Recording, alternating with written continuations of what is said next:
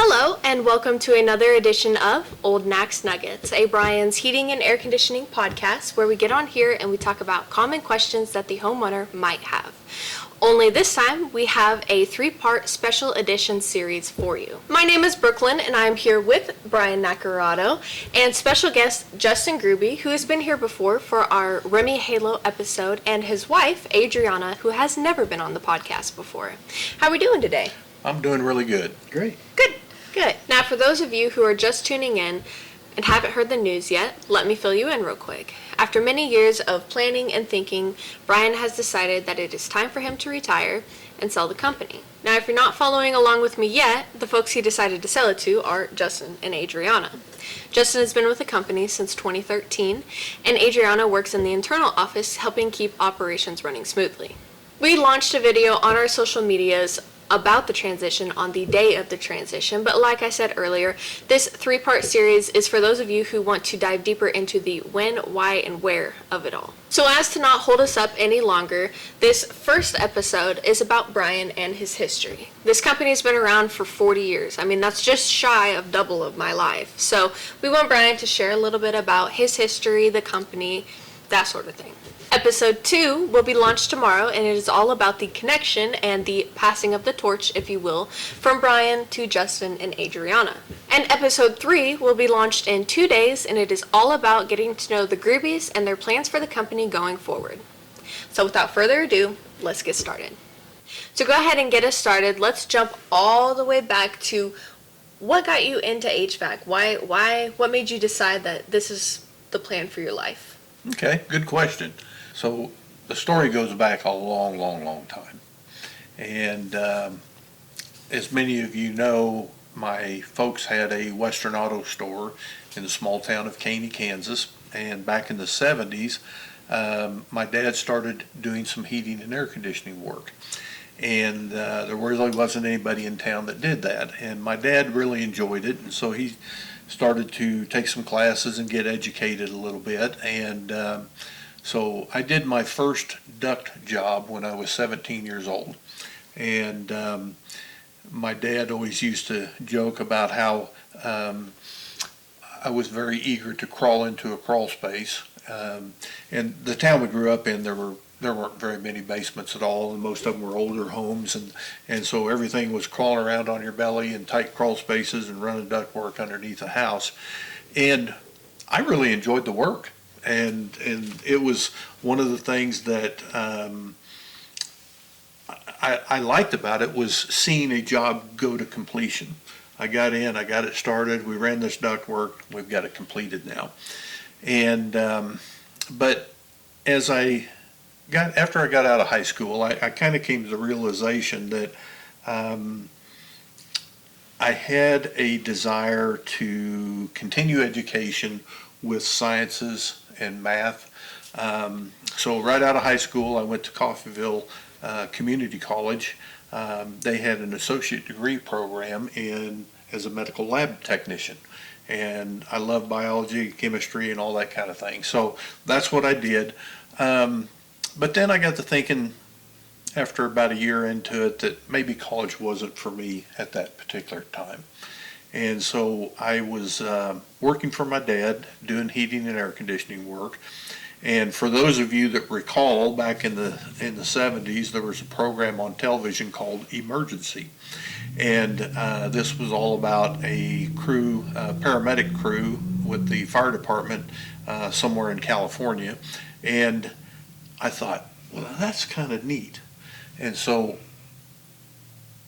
I went to school and I got my EMT license, and then in November of 1979 I moved to Wichita, and at that point I worked in an apartment complex doing maintenance until I finally got hired by EMS. So in January of 1980 I got hired by Sedgwick County EMS. While working there, I went through paramedic school and kind of worked my way up. I was a lieutenant on my crew there. But I still had that desire to own my own company. And I did enjoy the heating and air conditioning work. And in a book written by Michael Gerber. He calls it the entrepreneurial itch, and I had that entrepreneurial itch. And in 1986, I took the master's test for heating and air conditioning. I passed that, and so I was off to the races. I was fortunate enough, there was a gentleman at one of the distributorships that I was buying my equipment from at the time, and he did a lot to help me get started. But September 1st of 1986 was my last day at EMS, and the next day I was full-time doing heating and air conditioning as Bryan's Heating and Air Conditioning. My oldest son, Devin, was 2 weeks old at the time. So that was kind of a scary transition, being a new dad and starting this business. And over the years, I look back on the beginnings and where I started, and I think so many times that if I knew now, or knew then what I know now about business, oh my gosh, I don't know whether I would have made that jump. And because I didn't know what I didn't know, and I was pretty naive about the business side of the equation. And so consequently, that forces us to get better and do what we need to do in order to survive. But starting out, it was just me in one truck. I worked out of a shop at my house out west of Valley Center, and shortly afterwards I hired one guy, and then for a period of time I had a couple of fellows working with me, and over time it got to the point where I realized that it was time to grow and expand a little bit, and I'd kind of outgrown the shop that I had out there. And so ended up, there were a lot of sometimes 2 steps forward and 1 step back, 2 steps forward and 1 step back. Sometimes it was 1 step forward and 2 steps back. But again, a lot of that I attribute to gaining knowledge, gaining experience, and understanding that I don't know everything and I need to learn this, and experience is a good teacher. And I always tell everybody, I said I went to the school of hard knocks, and that's for sure. So Bryan, how has the company evolved over the years? Good question. Our colors used to be red and gray, and now they're blue and white. Really? What? Yep. I had no idea. Wait, are you dead serious? Mm-hmm. I actually didn't know that either. So. I'm sorry. We can start over again. No, that's actually really good information. I love that. I was joking. I mean, yes, that is a true statement, but I didn't intend. So when I started in business in 1986, I chose to sell Arco Air brand of heating and air conditioning equipment, and their colors were red and gray. Later on, we transitioned to Comfort Maker, which is the same equipment, just a different badge or different brand name, and Comfort Maker was blue and white. And so that's how the colors went from red and gray to blue and white. So, if you had to guess, roughly what time do you think you swapped colors? That would have been about 1990. I see. Interesting. Fun fact. Yeah. So my uniforms, I had slate gray pants, and I had kind of red pinstripe work shirts that I wore. I never would have guessed that. I would have assumed blue the whole time. Me too. Crazy. Well, are there any other ways? Oh yeah. So one of the things that over the years I began to educate myself to the best that I could in terms of how to run a business. And as I would look at other successful heating and air conditioning companies in our market area, and I would think, man, what's that guy know that that I don't, and I need to learn what he knows so that I can make my company better. And so one of the big evolutionary changes was in 2004. I attended a workshop. It was a 2.5 day workshop, and it was very, very impactful on helping me understand not only the overhead side of the company and pricing structures, but also to departmentalize our company. So one of the things that I did learn is that at that time we were profitable as a company, but I didn't know where we were profitable. And what we found out was that we were actually losing money in certain areas of the company and that we needed to make some changes. So that understanding of overhead and departmentalizing the company was a big changer for us. Huge step in evolution. And then at that point, we started to have people that came on board that were better technically as technicians, people that were motivated to do a good job.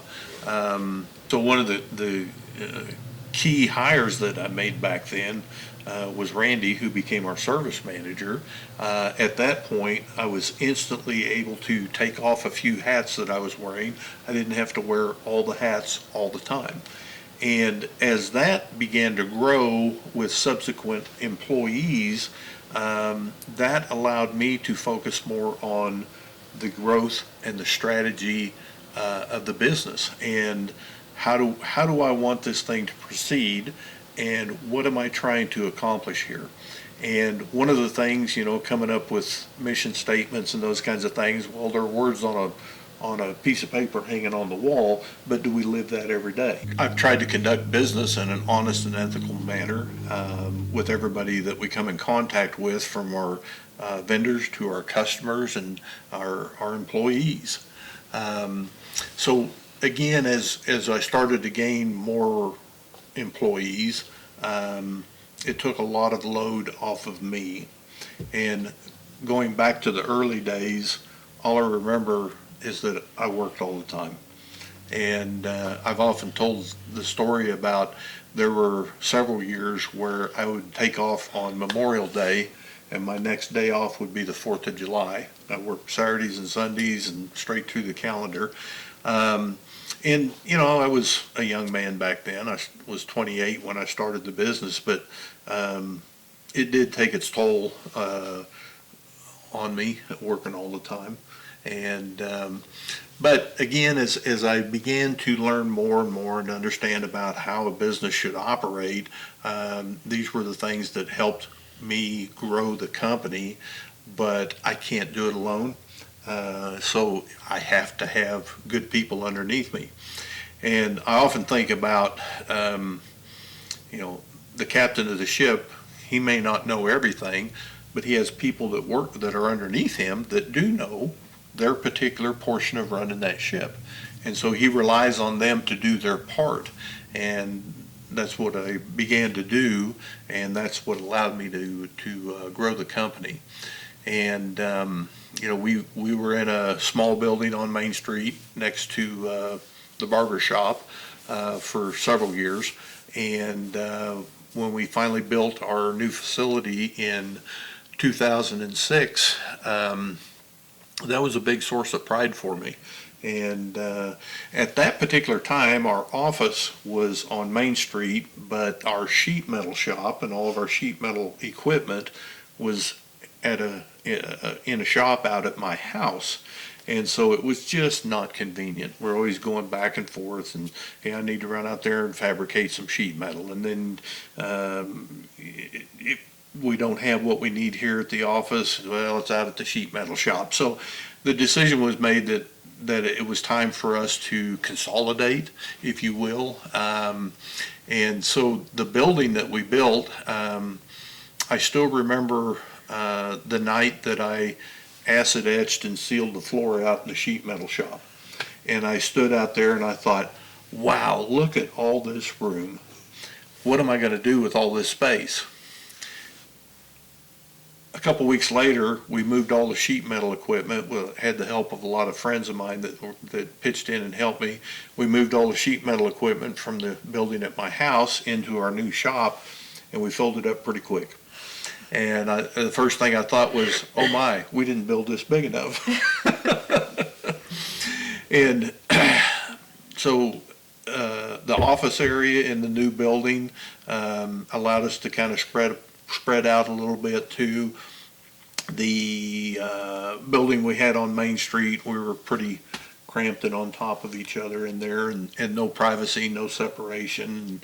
And so all of that evolution has kind of led to where we are today. And then in more recent years, I've been able to step away from a lot of the day-to-day operations. When Justin took over as general manager of the company, that was a big help too. And again, allowed me to focus more on the financials and the growth.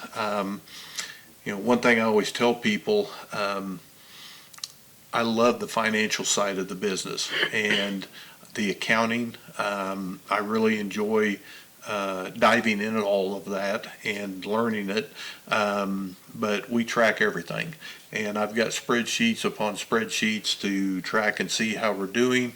We have a budget, we have a forecast, we plan, and then we compare our actual to what we've planned and how did we come out.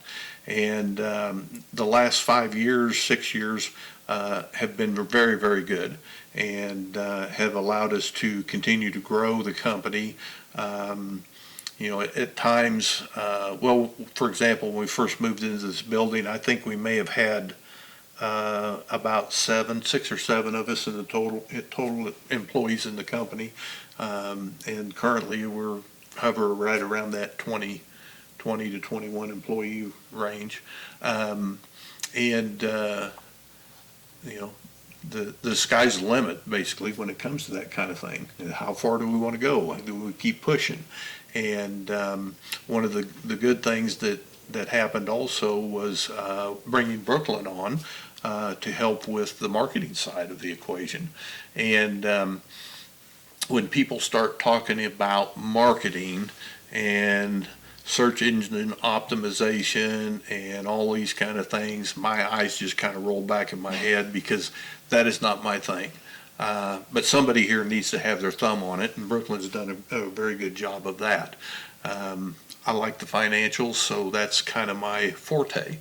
And so over the years, I've gotten to the point where several years ago, I actually started planning for this day.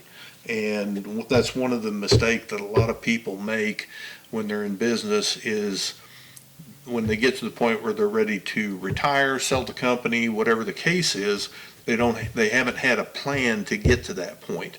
What do I need to do?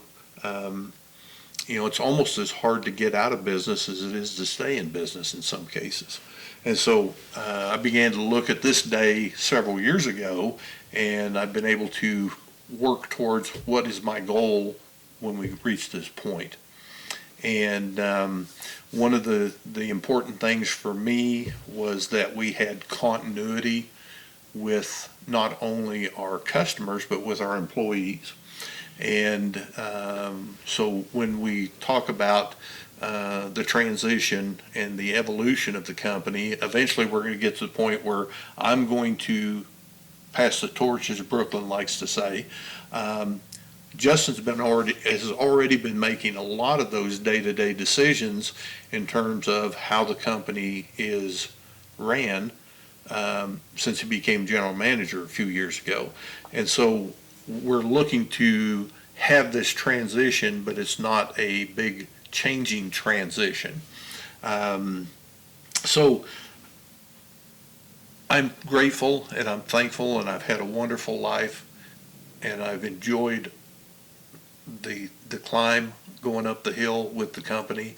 But I'm ready. I'm ready to do some other things with my life. Not quite sure what that all is going to look like yet, but I do like doing grandpa stuff. And so I'm looking forward to that. And for those of you that know me, I'm still going to be part of the company for a while. I'm going to be here in some limited capacity to help Justin and Adriana as they continue to develop the company. And so I'm not walking out the door, handing over the keys and saying goodbye. I'll still be around for a little while yet. Hey, Brian, I have a question for you. Uh-huh. Okay, if you could start all over, what would you do differently? Well, that's a great question. I would start out learning how to run a business first. And one of the problems that happens in our types of industries is that people understand the technical side of what they do, but they don't understand the business side. And if I had it all to do over again, I would actually reverse that. And well, I needed to learn the technical because I was out in the field doing the work, but I would have spent more time investing in learning about how to run a business. But now with the transition, you guys are already up to speed with all of that, with the tracking that we do. And so I feel like you guys are in so much better position from the beginning than where I was back in 1986. I feel like we have you to thank for that, and we are very grateful. So I have a question. Uh-huh. Hypothetically speaking, what advice would you give somebody that's getting ready to step into your role? Good question. So one thing that I have in the office downstairs are three words: humility, gratitude, and kindness. And if you try to live by that in your professional life as well as your personal life, things just go much better. Now, I try to live my life that way. I don't always succeed, but it's a struggle sometimes. But having that humility and then true gratitude for not only our customers, but again, our employees, and just being kind to everybody, I think would go a long way. Alrighty, well, thank you everybody for tuning in to the first episode of this 3-part series that we're doing. Stay tuned tomorrow for the episode on the connection between Bryan and Justin and Adriana, and a little bit more on the transition and how it's all working. We'll see you tomorrow.